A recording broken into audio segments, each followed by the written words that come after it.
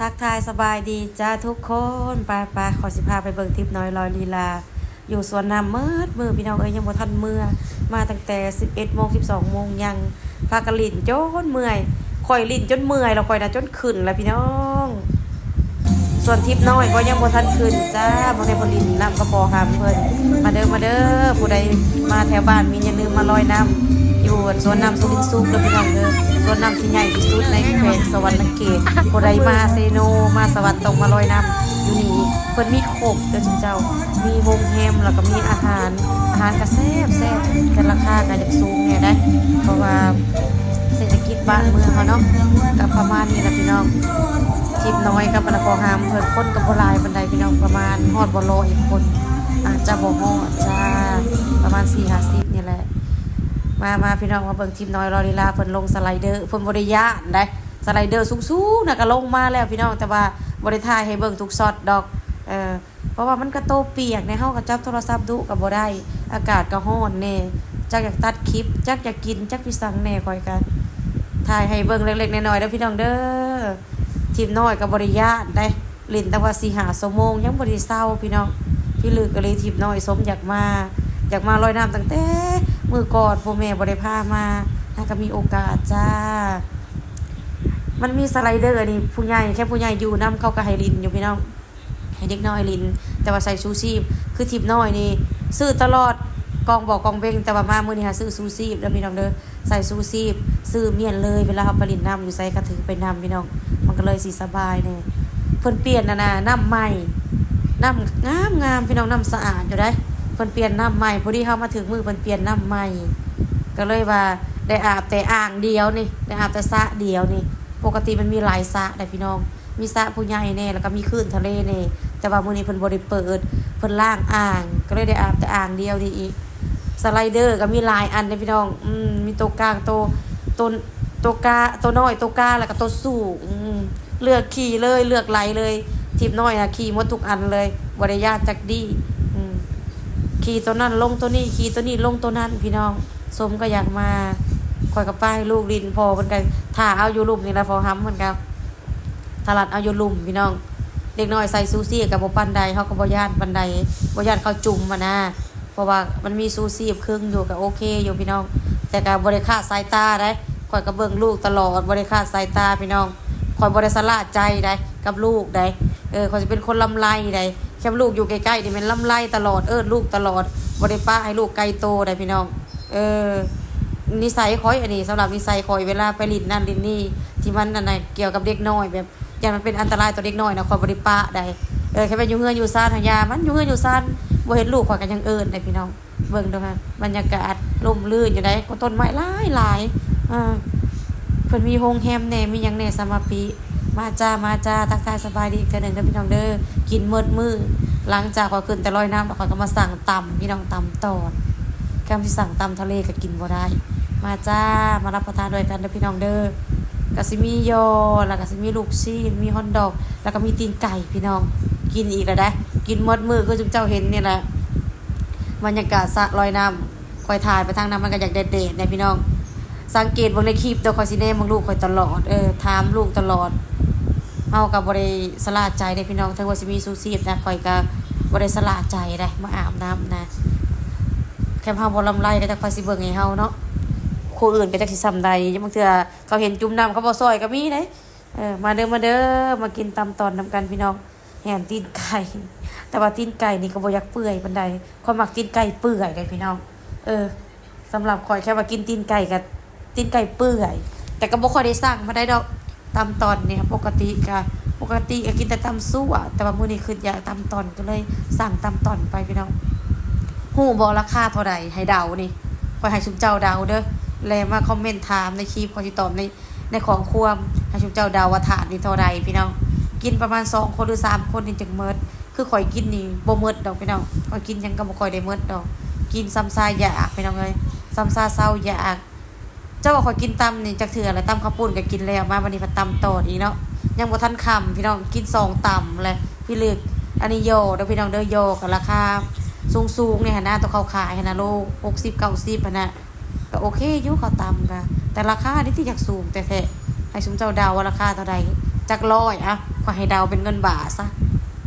จักร้อยพี่น้องมาจ้ามาจ้า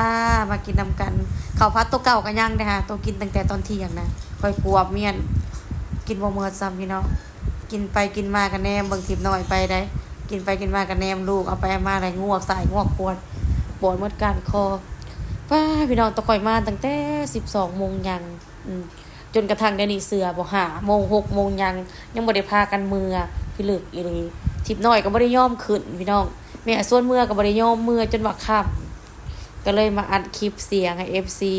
เบิ่ง FC ฟังเด้อเพราะว่าเพิ่นเปิดเพลงพี่น้องเพิ่นเปิดเพลงเสียงดังเขาก็เลยมาพากย์เสียงเอาพี่น้อง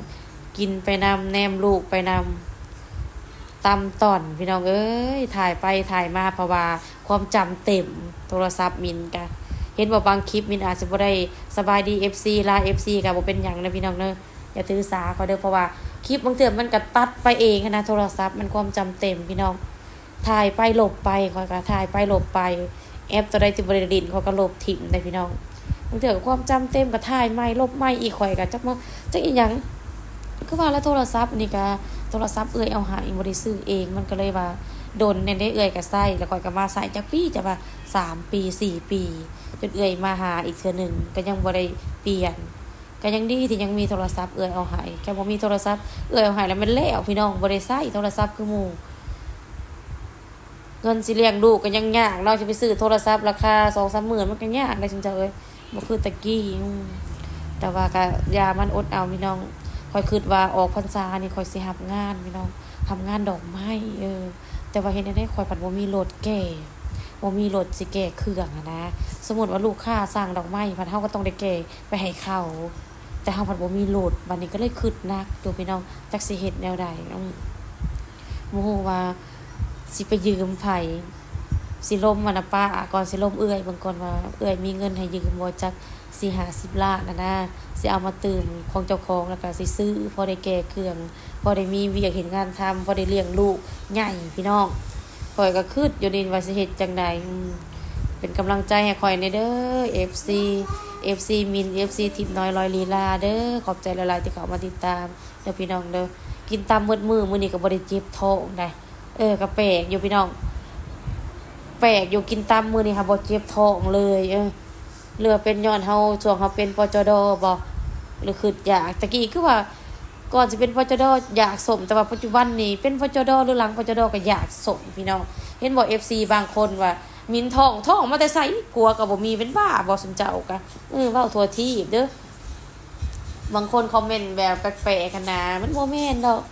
มันเป็นตามร่างกายมินนี่แหละ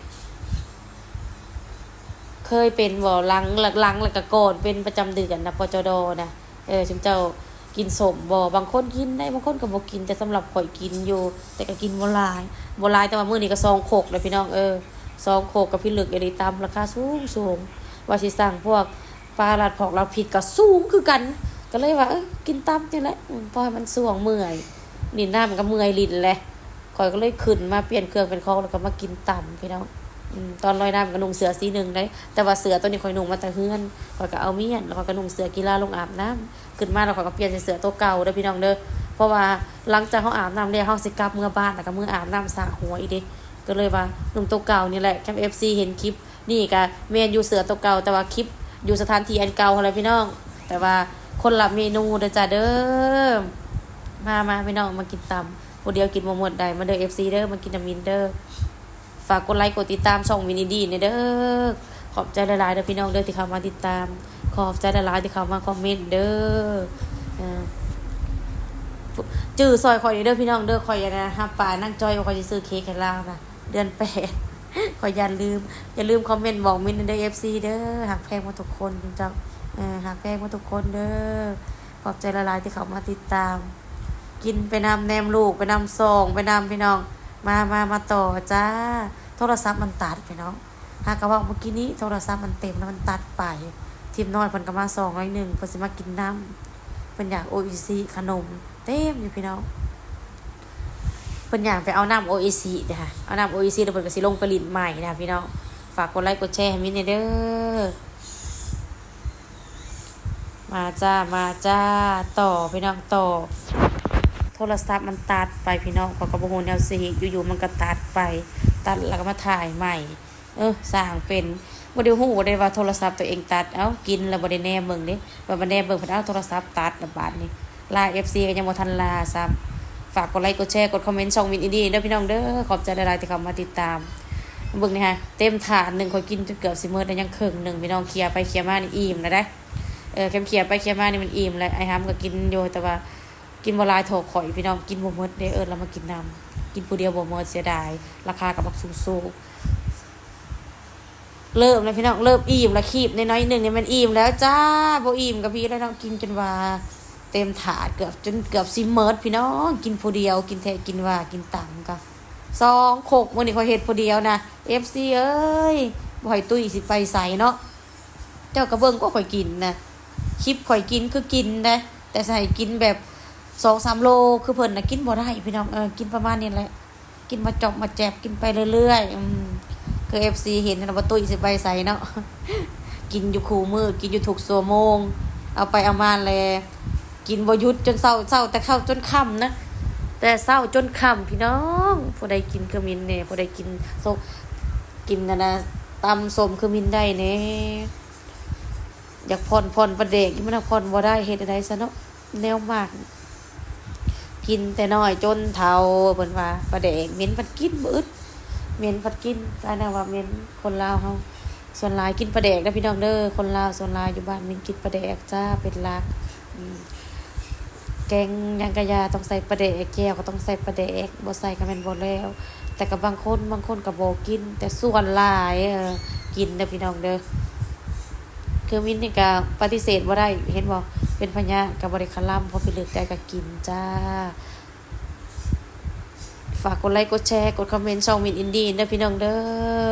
อิ่มแล้วจ้าเคลียร์ไปเคลียร์มาเสียดายพี่น้องราคาสูงเสียดายก็เลยเคลียร์กินก่อนเพิ่นใส่แครอทนำได้ก็บ่เฮ็ดมาก็กินแครอทมาเด้อไผอยากมากินน้ำมินเด้อพี่น้องเด้อกดไลค์กดแชร์ให้เด้อขอบใจละลายที่กลับมาติดตามจนหน่อยกับสิพาทิ้งหน่อยกลับบ้านแล้วพี่น้องเมื่อยเลยนั่งทามืดลงลิ้นน้ำก็ลิ้นแล้วลงทามืดเพิ่นเก็บหมดเด้อเด็กน้อยเพิ่นก็เก็บผู้ใหญ่เพิ่นก็เก็บเพิ่นไล่ราคาเดียวพี่น้องราคา 70,000 แค่ไรเป็นเงินลาวก็ไล่100 บาทซะพี่น้องก็3คนก็300ตกเอาไปมาหมดมื้อนี่ของอยู่ของกินให้เจ้าคูณเอาหมด1,500ประมาณ1,500ไปเลยน้องประมาณ1,000ปลายพี่น้องไปพาลูกไปลอยน้ำวันนี้เจ้าคืดเบิ่งแล้วใส่เอาเงินมาแต่ใส่เลี้ยงลูกวันนี้แค่บ่ประหยัดลูกพยักไปมันเห็นอะไรข่อยผู้เป็นแม่เขาก็อยากให้ลูกลอยน้ำเนาะมีความสุขม่วนไปเห็นหมู่เห็นคู่ไปออกกำลังกายจิตใจมันจัง